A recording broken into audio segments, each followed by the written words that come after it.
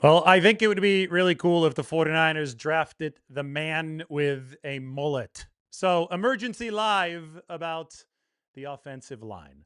All kidding aside, we do need to conduct an emergency live about the offensive line because we've seen multiple national level reporters put the Utah offensive tackle, Caleb Lomu, at pick number 27 to the 49ers in their mock drafts. And I do not believe that it is possible to fairly prognosticate an offensive lineman going to the 49ers without firmly looking at the current roster situation in that position room. Facts only. And the latest fact is that Trent Williams just signed a 2-year, $50 million extension with the 49ers, and that John Lynch is very, very confident that Trent is going to play both years of that extension. We did a 2-year deal with Trent with great confidence that Trent's going to be here for a couple of years. The way he takes care of himself, where his heart's at, I think in the inception of kind of this offseason, what I did, I sat down with Trent. Where you at, man? What's on your mind? What's on your heart? And so that gave us a great feel. I think there's going to be more and more cases of guys playing to this level, just the way guys are taking care of themselves. I have a high degree of confidence that Trent can and will do that for us. The 49ers have also put their money where their mouth is because there's $37 million fully guaranteed for Trent Williams. That is much more than just 1 year of money. There's going to be money bleeding over into the 2027 season. So clearly San Francisco is looking at left tackle as a position that they won't need to replace until the 2028 season. The 49ers have also broadcast some hints about their offensive line through strong words regarding the left guard position. Both Kyle Shanahan and Lynch have said that the team would like to continue adding for the left guard starting competition. They signed Robert Jones, the veteran from previously the Miami Dolphins and then the Dallas Cowboys, but Jones is not guaranteed to start at left guard for the 49ers, especially after he didn't play all of 2025 since he was dealing with an injury. So San Francisco has pointedly said that either the draft or the remainder of free agency will be used to find another left guard. And those are important data points coming from both Shanahan and John Lynch. Of course, there might still be a veteran guard available in Joel Bitonio, but the NFL draft comes first, and we'll see if the 49ers utilize that avenue. On top of that, San Francisco has solidified starting players at center in Jake Brendel, at right guard in Dominic Pooney, and at right tackle in Colton McKivitz. They have added pieces over the course of this free agency, one of whom John Lynch singled out when talking about Trent Williams in his news conference the other day. We're really excited about Vederian Lowe. He's a guy who started a lot of games in this league, and we felt like we needed to improve as a swing tackle. We also felt like before we had Trent done, we need to have somebody who can start some games if we run into some hiccups there. And so I think we have really good depth at tackle. So you heard Lynch's strong endorsement of Vederian Lowe. I think that he essentially named him the swing tackle. So consider everything that we know. Lowe added, Brett Toth added. He's probably a backup center to Jake Brendel. Consider that Shanahan and Lynch have both talked about needing to add a left guard, and consider that Trent Williams is solidified at left tackle. If the 49ers did draft a tackle-only prospect like a Caleb Lomu, I'm guessing he's tackle-only. More on that in a little bit. But if they go for somebody who's projected to just be pigeonholed in at that tackle position, he might not be a useful player for the 49ers for 2+ seasons. Trent Williams, again, through 2027 for the 49ers. I think that the hints tell us that the 49ers, if they do draft an offensive lineman, as seems likely, the 49ers will be placing a premium on left guard availability in the short term. So yes, you can draft an offensive tackle. You can draft somebody that you plan to be the successor to Trent Williams down the line. But that player will have to deliver at left guard, or at least compete with Robert Jones and Brett Toth and Connor Colby at that left guard position in the short run. This is why I have my doubts about the 49ers selecting Caleb Lomu, who's an exceptionally athletic prospect out of the University of Utah. However, he's not all that strong. The weakness in Lomu's tape comes in times of big contact. He's gotten knocked over a few times. Transitioning to NFL power is going to be a challenge for Caleb Lomu. And nobody's saying that he can't do it, but it's probably something that's going to take a little bit of time. And then you have to remember what is necessary for that left guard position. What have the 49ers been looking for at left guard? Sure, they drafted Mike McGlinchey for a tackle position way back in 2018. And McGlinchey was a player who was exceptionally athletic and not great against the bull rush. He wasn't a power player. He was a movement player. But for the guard position, especially left guard, the 49ers have plugged in probably the stockiest, strongest member of their offensive line year over year, especially lately. The addition of Robert Jones, who's actually more of a power blocker rather than a zone movement blocker, only reinforces the notion that the 49ers are probably looking for ready-made muscle at left guard. You're fighting in more of a phone booth at guard. At tackle, yeah, the athleticism is awesome. And yes, in this 49ers scheme, you need your guard and your center to reach block, and you need some explosiveness off the ball, sure. But I think packing a punch with the muscle is all the more important in the closer confines of that guard position, especially since you see so many big defensive tackles in this league. I think that position is upsizing in size again. We've seen the 49ers recently add an Alfred Collins and a CJ West. I think that the 320-plus pound defensive tackle, whether it be the 3 technique or the 1 or the 0 technique, I think that that is becoming a position of not only luxury in the NFL, but of necessity in the NFL to stop some of these run games. So anyway, if you've got those kinds of defensive tackles, you need to make sure that you have an offensive guard who can match up mano-a-mano with his muscle. Last year, the 49ers ran more power-based running concepts than they had at any point of the Shanahan-Lynch era. So a team that is a predominantly outside zone running team started flexing its muscles on the inside. There were games where it was majority power for the 49ers. The Atlanta Falcons win comes to mind, and that was against Raheem Morris and his Atlanta defense coordinated by Jeff Ulbrich. So I think that the 49ers might go specifically guard in this draft. They don't necessarily have to do that in the first round. They could also do that in the second round. Hell, maybe they could even get a good guard in the fourth round. But I think that there are plenty of guards in this draft, probably headlined by Jennings Dunker, the guy with the mullet out of Iowa, who would be able to plug and play into that exact stated position of need for the 49ers, which is the bolstering of the left guard position. I am not sure if there is even really roster room for the 49ers to take somebody who's only a tackle. And maybe they view Caleb Lomu differently than I do, differently than most evaluators do. But I think that the consensus is that Lomu is a developmental tackle prospect and not really somebody that you envision at guard, especially if you're looking for a little bit more strength at that guard position.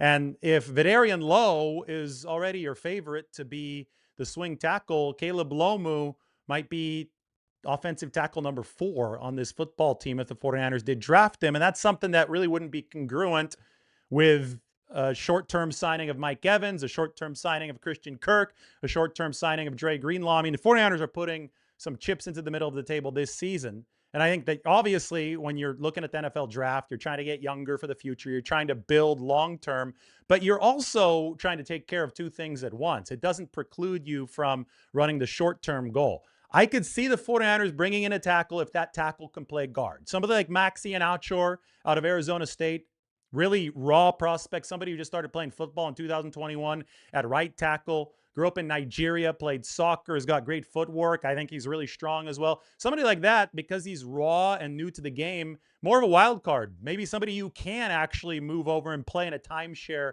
at left guard because there's still more moldable clay there. But somebody like Caleb Lomu, who's played football for quite a bit of time, even though he has been on the left side, I just don't know if that skill set translates to left guard. 49ers can have a different opinion, But those are the facts of the 49ers offensive line. If they do follow some of these mock drafts, and they rarely do, this is why I make fun of mock drafts, because it's everybody is guessing over and over again. But if the 49ers do follow some of these mock drafts and the pick is Caleb Lomu, I'm going to have so many questions about his potential ability to play guard. Because if he can't do that, and it's something that I'm skeptical of from the outside, then I don't understand how the 49ers get better in 2026. Maybe they can get better in the future, but threading the needle of short-term and long-term is so important for this football team. Now, obviously, I've only named 3 offensive line prospects. There are many more. The 49ers believe that O-line is actually one of the deeper positions in this draft. So we talk about Lomu, we talk about Iheanacho. Both of those guys visited the 49ers on their 30 visits. We talk about Jennings Dunker. Maybe he visited as well. But also remember that the 49ers, we only know 18 of their 30 top 30 visits. There's been a lot of smoke this year. And there are also situations where San Francisco will kind of prod the national media or leak some stuff out to the national media to have them think that something's the pick, so that there could be a smokescreen for what the 49ers are actually planning to do. Maybe there's another player at an entirely different position that they hope slips to number 27, and you can maybe increase the probability of that happening if you broadcast your interest in somebody completely different, like a Caleb Lomu. Safety could be a surprise pick in that first round for the 49ers. I don't know if that's likely, but Mike seems to be jumping on the safety bandwagon for San Francisco in that first round. Obviously, they've hosted third or first round wide receivers, guys like Denzel Boston, guys like KC Concepcion, guys like Omar Cooper Jr. All of those guys could go very early. Number 27 might even be a realistic spot for them. And of course, defensive end. You guys know that in my mock draft, it was Malachi Lawrence, University of Central Florida defensive end to San Francisco. Trayden Stukes is the defensive back, cornerback, safety, hybrid kind of guy out of Arizona who Mike thinks might be a sleeper candidate for the 49ers in that first round. Either way, they've built up option power, and it's just funny to me that the mock draft consensus, it's changed a bit since they re-signed Trent Williams, but that consensus has been so zeroed in on offensive line, even though if you look at the actual facts of the offensive line, there's a rather narrow entryway there for the type of talent that the 49ers do need to make sense within the structure of this team. And I think that narrow entryway requires, like, if you're going to have the key to get into that door, I think that you're almost required to be able to deliver at the guard position. So that's the hinge point for me. The opening at left guard for the 49ers that both Shanahan and Lynch have talked a lot about. Yeah, great to be with you guys. I can't wait till tomorrow. I really can't. I love the first week after the draft is my favorite time, because I just just starting to call up all the coaches and the parents and the family of, just getting to know the prospects that actually joined the 49ers is really gratifying to me. Like Dane Brugler does that for everybody. I can't imagine doing that much work. What he does in the Beast, right, is really cool. But then just to see all the connections and the scouting process to the 49ers, and to see what has been a smokescreen and what hasn't been is the most fascinating part to me. So it's going to get really, really interesting and busy, I think, starting tomorrow night. And hey, maybe the 49ers trade back, but I think even that would be a big story. So interested to see which way this breaks. It's funny, John. It's like, I know that you know that I know that you know that. It's like at this point, you can start outthinking everybody or outthinking yourselves. But the Niners are keenly aware that people are watching who they bring in for visits and who they're talking to, and there's the chalk picks, Dave, like Caleb Lomu, and I would say maybe Malachi Lawrence and Cassius Howell, a couple of the edge rushers. I think those would be the 3 guys that I've probably seen mocked to them the most. Maybe KC Concepcion or Omar Cooper if you want to go receiver.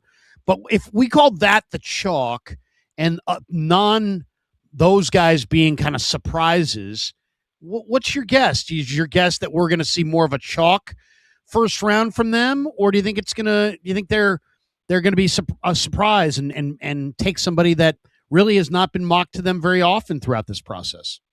Well, to be honest, Larry, when you don't pick until 27, a surprise is more likely than a favorite, right? Just mathematically, because there's so much that could happen before. Plus, they could trade up or trade back, so we don't even know if that first pick is going to be number 27. I always liken it to a game, right? I think the draft is like a football game, and the 49ers are going to play the Rams in Australia in early September.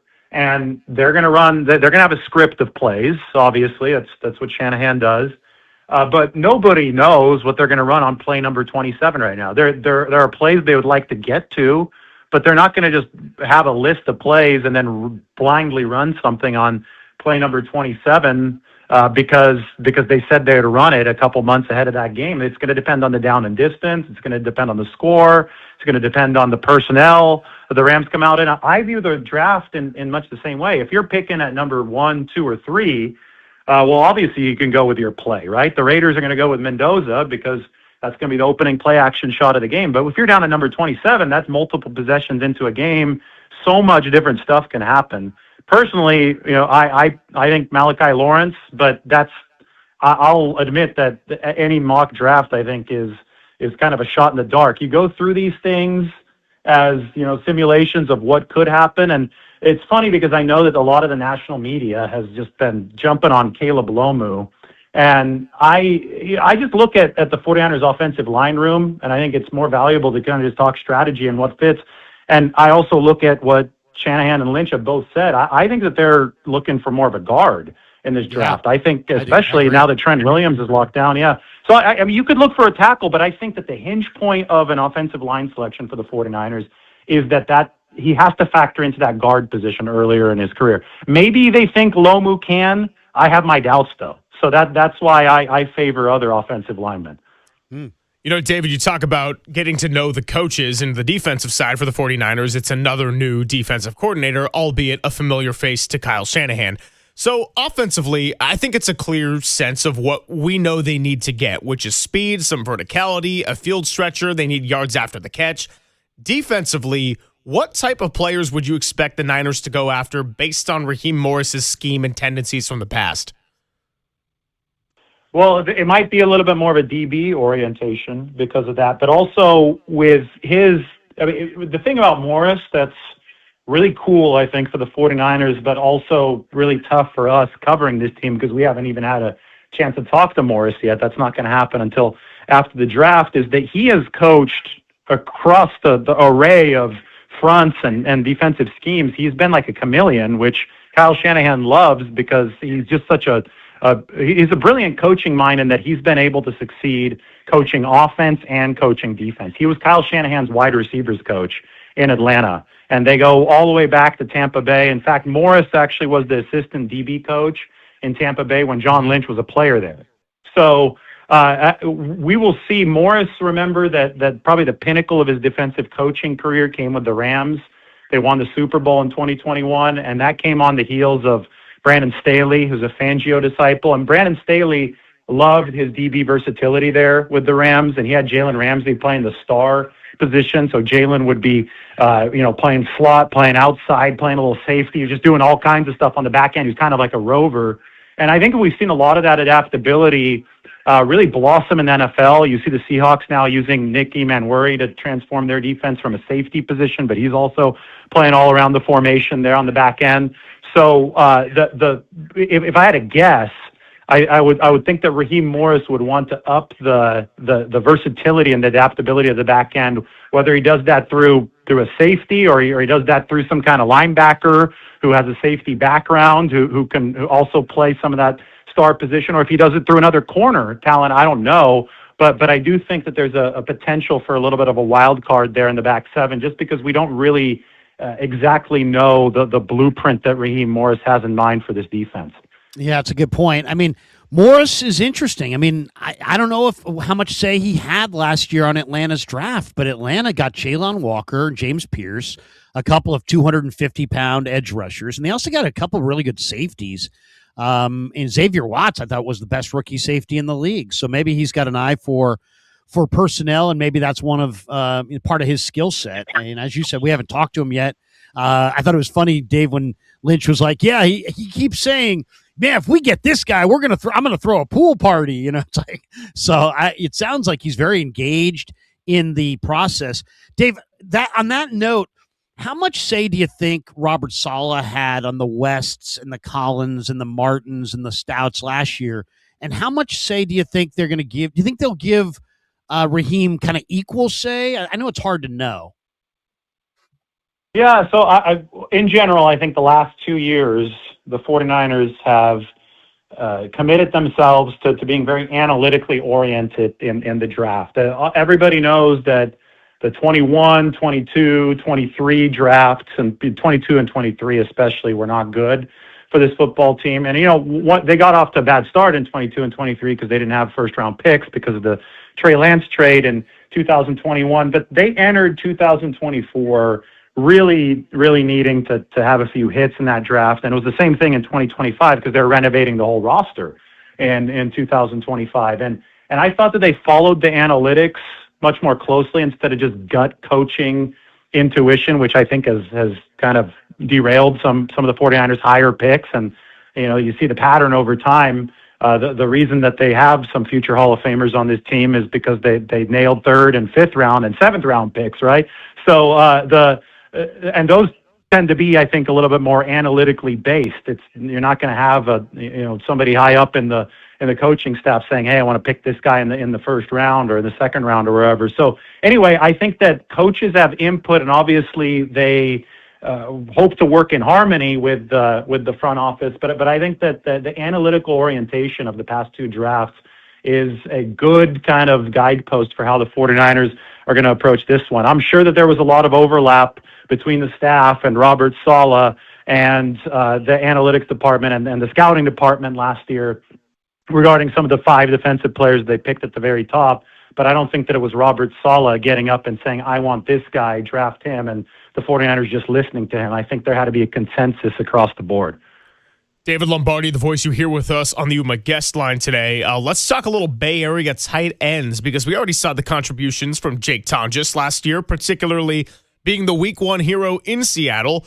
What do you like about 2 other locals that you wrote about in the Standard? I'm talking about Sam Roush, who attended Stanford, and Jack Endries, who was at Cal before he ultimately transferred to Texas last year. Yeah, I mean, two good tight ends. I think Roush is a better prospect. He's really athletic. He's got good hands. Both of these guys can catch the ball, which is nice. But I think blocking at that tight end position is something that the 49ers lacked last year outside of George Kittle, and it was a problem because Kittle missed some time. They took a bet on Luke Farrell that he would be able to change schemes because he didn't run the Shanahan offense prior to his time with the 49ers. So he's asked to do a whole bunch of different things and execute a whole bunch of different blocks. And I saw that as maybe the most disappointing signing of 2025. Now, maybe he comes back here in year 2 and he takes some big strides forward, and the 49ers have that second tight end, that run blocking tight end position more figured out. But even then, Kittle is obviously on the wrong side of 30. He's coming off of a torn Achilles. You do have to start thinking about what is life going to be like without him. I mean, maybe he turns around and plays 5 more years. I don't know. But just like obvious logical progression of roster building calls for the 49ers to look at tight end because of the 2 factors I just listed, Farrell and Kittle. And those obviously would be 2 guys who are projected to go in the middle rounds of this draft. And guess what? The 49ers have 4 fourth-round picks in this draft, and tight end would be a position that would make sense. Really would be. It's an interesting spot. Brock Purdy loved throwing to the tight end. Charlie Kohler at Iowa State, he's thrown it a ton to Kittle, and Kittle is obviously seriously hurt. We'll find out when he can come back. It's interesting. Georgia and Stanford had their pro day on the same day. Lynch went to Athens, and I thought maybe he was there to see, Kristen Miller, C.J. Allen, Monroe Freeling. A buddy of mine said that he thinks he might have been out there to really take a close look at Oscar Delp, who some people compare to George Kittle. And I think Delp and Roush are both going to be viable 49ers if they fall to day 3 in the 4th round. I think both those guys would be great. What do you think of running back, Dave? Because, Shanahan gave the ball to McCaffrey a ton. They barely used, Brian Robinson last year. Now it sounds like Christian's open to having somebody else added to the room. Sounds like Kyle's open to splitting it up a little bit more. Is there a running back, Dave, that you like in this draft, or is there a running back that you do think has a similar skill set to Christian that the Niners may show interest in on day 3? Well, when you're talking about skill set similar to Christian McCaffrey, there's nobody in day 3 ever that would have. Christian is Christian because he's just uniquely game-changing offensive weapon, right? He's as good as a receiver in the pass game, and he's as good as a top running back in the run game, and that's that. So he went in the first round, and he deserved to go in the first round, and Carolina didn't regret taking him in the first round, right? And the 49ers would have taken him in the first round had they not had a ton of other more pressing needs back in 2017 when Shanahan took over. So they went defense first, and in retrospect, they probably should have gone Christian McCaffrey over Solomon Thomas. So anyway, I think right now you're not looking to replace Christian McCaffrey, but you're looking to find somebody who could pick up a little bit of the slack. Also, you just need to fill that running back room. I think one more body is necessary. Robert Henry Jr. out of UTSA, I don't know if you're familiar with him, but he's a strong one-cut runner, and he had 58 catches over his college career. So I look at somebody who has been able to perform in multiple spots of the game.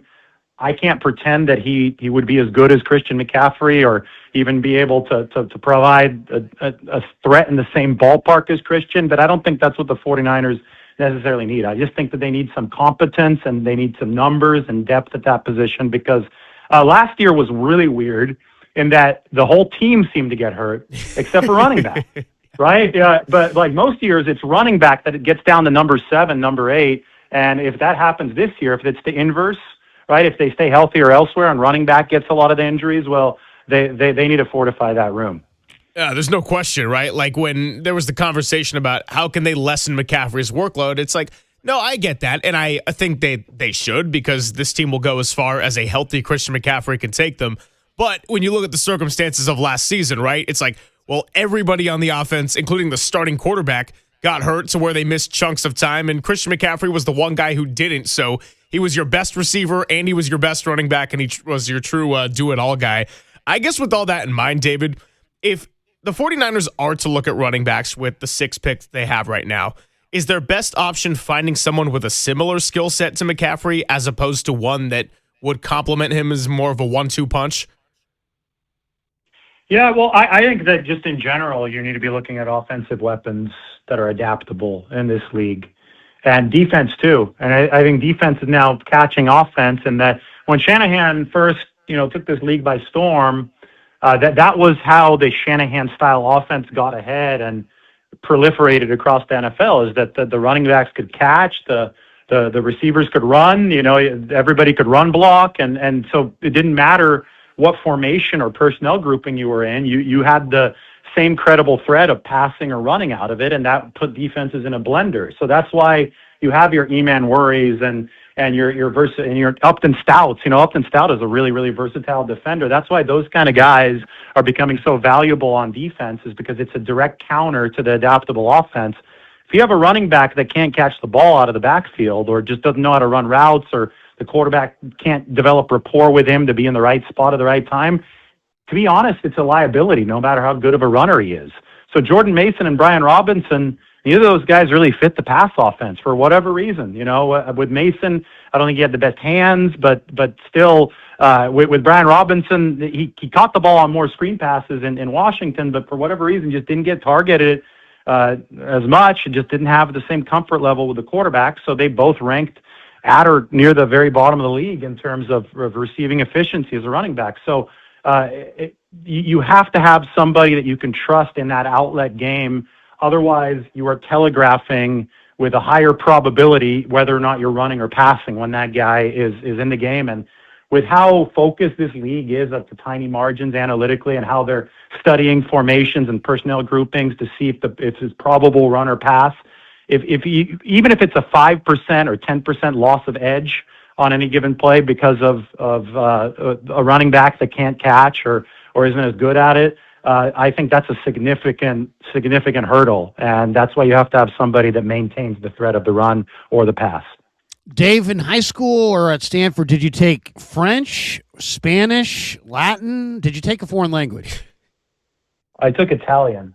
Ooh. Took Italian. Oh, okay. Oh. Does I took Italian and Czech. I was a modern languages minor.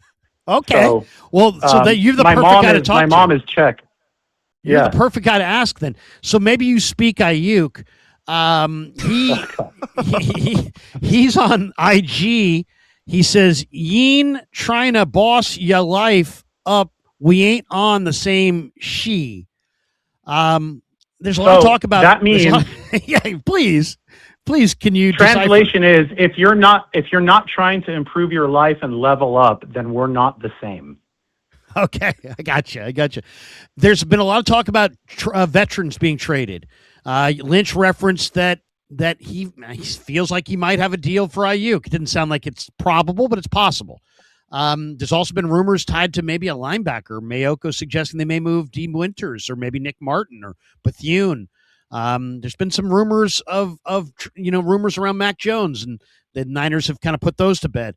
What do you think, Dave? Are we going to see some veterans moved, and what's the likelihood that Aiyuk is a Niner after this? Is it high? Is it low? How do you see it? Well, this is another inflection point for Aiyuk. Up until now and after the NFL draft, there has been absolutely no cost for the 49ers to carry Aiyuk on their 90-man roster because they only have like 75 spots filled right now. They were never going to get to 90. So he was never going to cost the 49ers a chance to add another player. Now, after this draft, where they're going to add at least 6 draftees, I would presume, and then sign a bunch of undrafted free agents, they're going to have OTAs and coming up, and they're going to want a full 90-man roster. And if they don't trade Brandon Aiyuk, and I don't think it's really likely that they trade him this weekend, then they're going to have to look at the landscape of their roster and of undrafted free agents who are available, and they might be at 90 players, and they might, John and Kyle might look at themselves and they'll say, hey, we really like this running back from, I don't know, North Dakota State or wherever. We really want to bring this guy in, but we can't because the roster's full. Are we going to continue to carry Brandon Aiyuk? And they may have to have a serious conversation about the value of keeping Brandon Aiyuk on the roster. That's why John Lynch said that, it would be irresponsible to not keep him through the owners' meetings, and it would be irresponsible to not keep him through the draft. And he's right, because there's no downside to keeping him through those times. But now he does take up that roster spot, and if there is a spot that they would rather give to a rookie lottery ticket as opposed to somebody who probably won't get the 49ers anything in return, then the 49ers might decide to move on from him after this weekend. Now, or they could also still think, hey, Washington might want him in training camp, and they can hold him all the way until August 31st, and maybe they can get something, a 7th-round pick or whatever. But it will be a matter of determining if they want that or the chance of that, or if they want that roster spot. David, it's an exciting time. It's an exciting week. Love what you're putting out in the Standard, and have a fantastic draft weekend, regardless of whether they make a selection tomorrow or not. Either way, there's going to be a lot to write about, and I'll surely be reading it because once these players come over into the organization, you got to learn a lot, and you got to do so quickly. So appreciate you coming by with us as we gear up for a big day tomorrow. Yeah, thanks, guys. You have a good day.